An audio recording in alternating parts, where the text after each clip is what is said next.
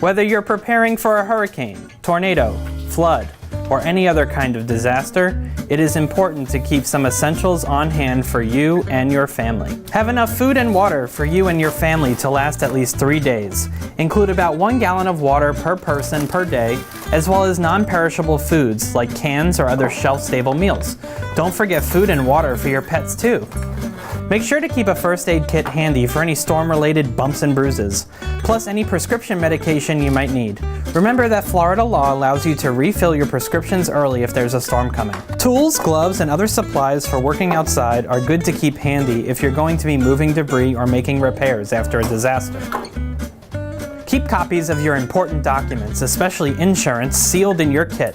You should also take pictures of your house and belongings in order to easily file a claim. On top of all that, flashlights, batteries, device chargers, cash, a map of the area, and a weather radio are all good to keep on hand to make things a little easier.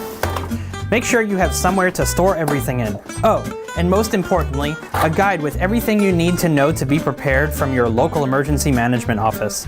Disasters can come without warning, but that doesn't mean you have to be caught off guard. Don't be scared, be prepared.